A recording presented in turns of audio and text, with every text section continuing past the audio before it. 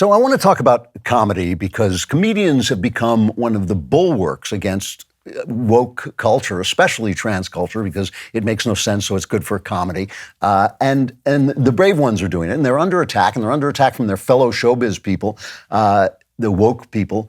Ellen Page, who's now Elliot Page, basically says these jokes have an impact that hurt people. I understand that people might think it doesn't. I understand that they're not meaning to, but it's not a joke. It's not a joke. You believe what you're saying. You believe it. It's not a joke. And so there's people just basically saying these comedians should do woke comedy and they should stop, pointing to the ludicrousness of some of the things they believe. And one of the things that really bothers me about the trans cult is, like most people, I want to be nice to people. I don't want to insult people. I don't want to insult Elliot Page. If she wants to be called Elliot, if she wants to be called he, it's nothing to me. But they make it so that by doing that, I am biting into the apple of the lie, and that's what I don't want to do. So they make it impossible even to be polite because it's our politeness they're using against us. So Norm Macdonald has this final special. I'll be talking about Gervais and a couple other comedians. But Norm Macdonald has this final special. He died last year, I think it was. But before he went in for an operation in 2020, he said he didn't want to leave anything in case this operation went south. And so he just did it from his home. And here's one of the things he says. It's cut 25. And you're a comedian, they expect you to know things nowadays. You know what I mean? It didn't used to be like that. Like during the Vietnam War, they wouldn't go, wonder what Red Skeleton thinks on this. But nowadays, like I've heard, they go, a comedian is the modern day philosopher, which first of all, it always makes me feel sad for the actual modern day philosophers who exist, They're working, trying to come up with their philosophy, and they go, God damn, you ever hear of this nightclub comic? He's doing some very good work on tautologism, or what the hell you say.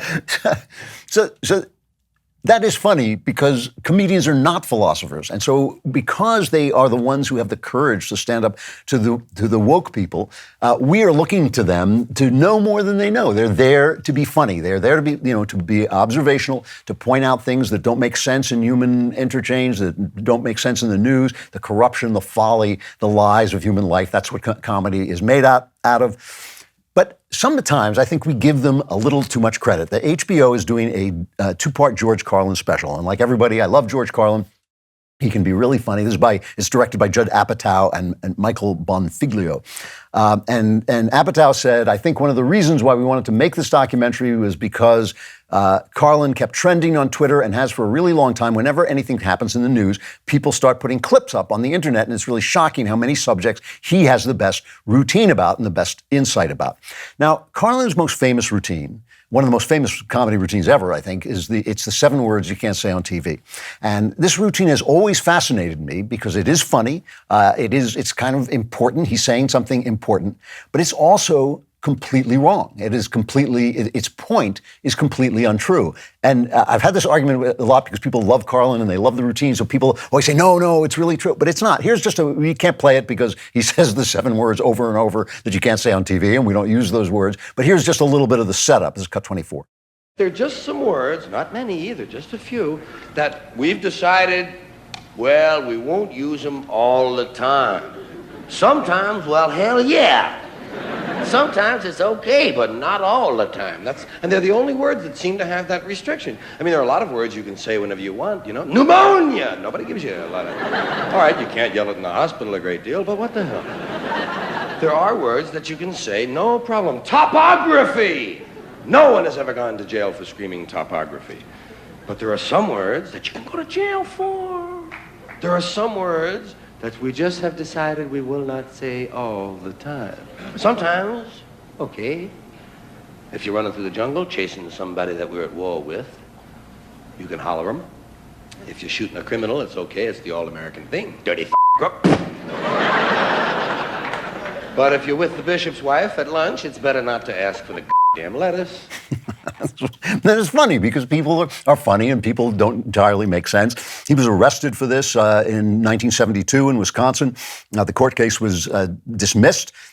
And the judge ruled that while Carlin's language was definitely indecent, he had the freedom to say it as long as he caused no disturbance, which I agree with. But the routine is funny because it points out this strange, seemingly random thing that people do by banning some words or saying some words can't be said in certain places. We don't ban topography, but we do ban curses. And they're just words. And that's transgressive. But it's actually only true on the surface because he's not a philosopher, he's a comedian. He's finding something funny about the way we live. The word topography describes a thing, but it describes it in a certain way, what we would call maybe a scientific way or a technical way.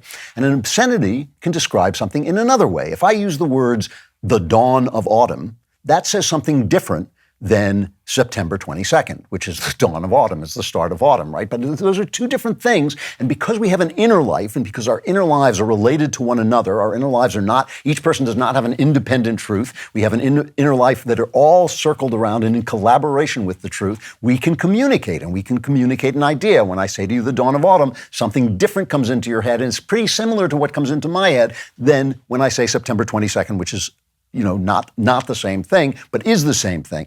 So if I use the words make love or have sex, those say two different things. And if I use the F word, that says something else. And because we're all human beings, we all have an inner life, and because our inner lives are interacting with reality, those communicate feelings to something. And if I say F you, I'm communicating something. And if I say, oh, I F'd her, that's different than, I was making love to her.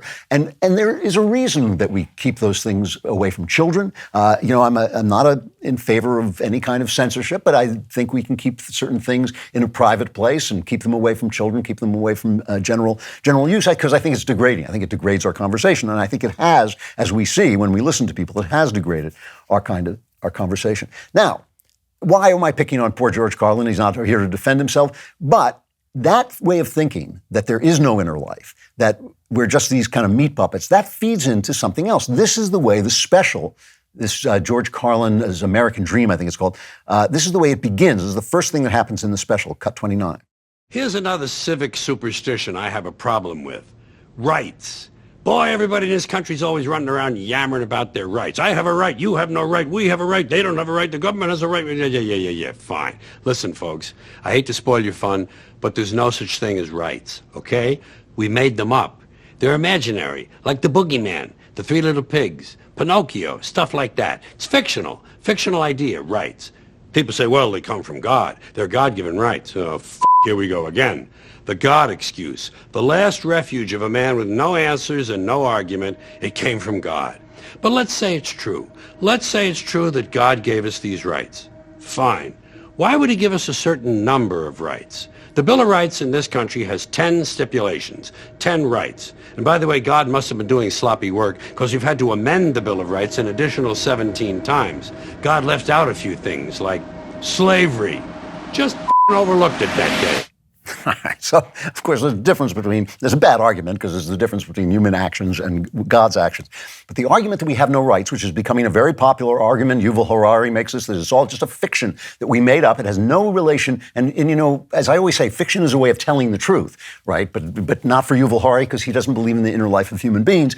And neither does George Carlin. And the 7 words you can't use on TV and the fact that you have no rights are related, because if we don't believe in what I call the great speculation, that your inner life is as important to you as mine is to me and both are important to God, if we don't believe in that, then we can't communicate with one another, because when I say the dawn of autumn, I can't figure I'm giving you a poetic idea that's coming out of my head about the start of a season. But I can count on that. I can count on that with most people. And so it is true with words. And so I can also say that inner life, which doesn't want to be oppressed, has the right not to be oppressed. It has the right to develop in its own way, because you have it's a long argument, but you develop through virtue. Virtue has to be freely chosen. No one has the right to take your freedom away. So I'm watching also Ricky Gervais, and I had this kind of tweet that went, I don't know if viral is the right word, but it certainly was popular and has gotten a lot of reaction. And Ricky Gervais goes on about transgender people, so everybody on the right is very happy about him. And here's what he says, a part of his joke about transgenderism, 27. Oh, women. Not all women. I mean the old-fashioned ones. The old-fashioned women. Oh, God. The ones with wombs. Oh. Those dinosaurs. No, I love the new women. I know the new women. They're great, aren't they? You know, the new ones we've been seeing lately. The ones with beards and they're as good as gold. I love them. No, it's the old-fashioned with it. And now the old-fashioned, they go like, oh, they want to use our toilets. Why shouldn't they use your toilets? For ladies. They are ladies. Look at their pronouns. What about this person that isn't a lady? Well, his penis. Her penis, you bigot.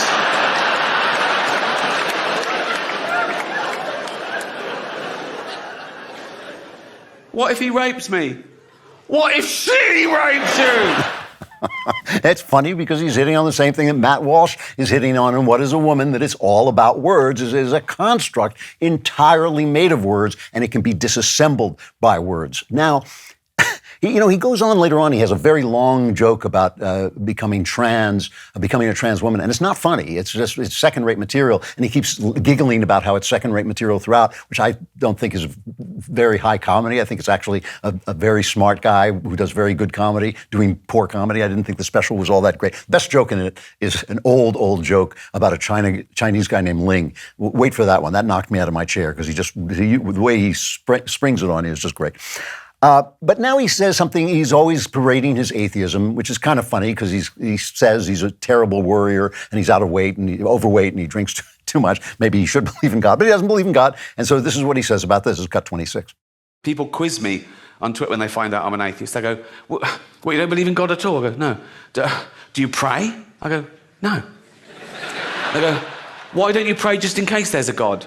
And I say, why do you put garlic over your door just in case there's a Dracula, right? And I've got no problem with praying, you know. I know loads of nice Christians and Muslims and Jews, and if one of my family is very ill, they always say, oh, I'll pray for them. And I always say, oh, thanks very much, because it's a nice gesture. If they said, oh, we also cancelled the chemotherapy, I go, don't do that. Pray, fill your boots, son, but let's do the praying and the chemotherapy, shall we? Because that's the same result as just the chemotherapy. So let's definitely keep that one, shall we? It's very funny. Now, I thought that was a really good joke. And I tweeted and I said, how come I laughed at his anti-God joke, but the trans people thought his anti-trans jokes were offensive? And I said, my theory is, I think it's because I actually believe in God. And in other words, that they know that they've constructed this house of cards made out of words, and when a comedian, that's the tool that a comedian uses, when a comedian points out that the words simply don't make sense, aren't making sense, the whole house of cards collapses. Not quite the same when you're talking about God. Now, some of the people on Twitter who attacked me for this, of course the left did, but some of the people were believers because they thought it was impious, unpious of me to laugh at a joke about God. And that is true. I am impious. I am not a pious person. I dislike piety. I dislike parading how pious you are. I think it is, first of all, it's incredibly unattractive.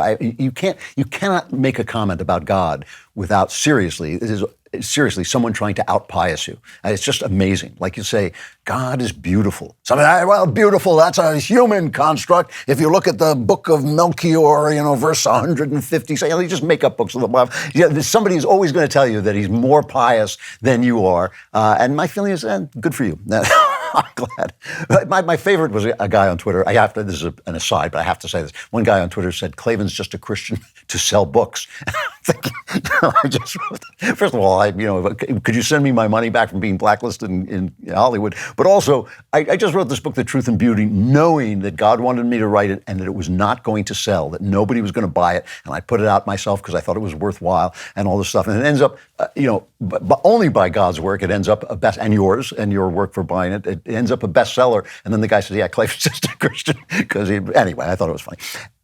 The thing about the God joke is funny because it's true. It is true. Prayer has a power, but of course, we also need to deal with material in a material way. And this is actually in The Truth and Beauty. I talk about the fact that monks used to feel that lightning came from demons, so they would climb up in the steeple and ring the bells to chase the demons away, and the demons would hit them because they were up high on a steeple with a metal bell, and the monks would be killed, right? Because a religion passes through time, like everything else, it passes through time. Everything else human, it passes through time, and it collects the superstitions of its time, and those superstitions become interwoven with the beliefs, and then it seems when they disprove the superstitions, they've disproved the belief, which isn't true whatsoever, right? But the disparity remains funny. I mean, obviously it's tragic, but it's a long time ago. But it's funny that these monks are doing exactly the wrong thing to chase off the demons, ringing the bell. And that's the reason it's funny. It doesn't dispel God.